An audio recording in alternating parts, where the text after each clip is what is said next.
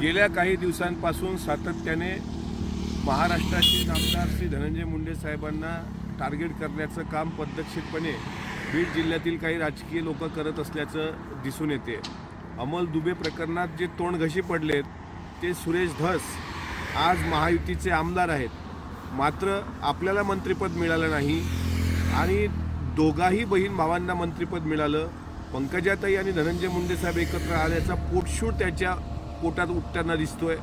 आमचं म्हणणं आहे स्पष्टपणे, मस्साजोग प्रकरणामध्ये सरपंच संतोषराव देशमुख यांची ज्या क्रूर पद्धतीने हत्या केली गेली ती निंदनीय आहे, त्याचं कोणी समर्थन करू शकत नाही।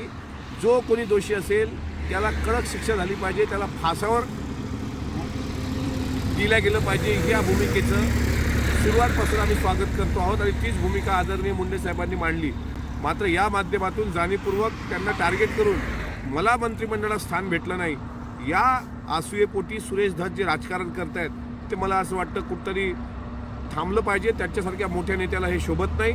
महायुतीचे ते घटक आहेत आणि याहीपेक्षा एक सामाजिक कार्यकर्ते ज्या कालपासून पुढे आले आहेत, काल खासदार संजय राऊतांना पुढे आणलं गेलं आहे, म्हणजे सर्व एकत्र येऊन संदीप क्षीरसागरबद्दल बोलण्यासारखं काही वेगळं नाही। जो स्वतःच्या वडिलांना इतक्या मोठ्या पद्धतीने जी व्यक्ती इज्जत देऊ शकते ती बाहेरच्यांबद्दल कशी असू शकते यात काही दुसरं सांगण्याची गरज नाही।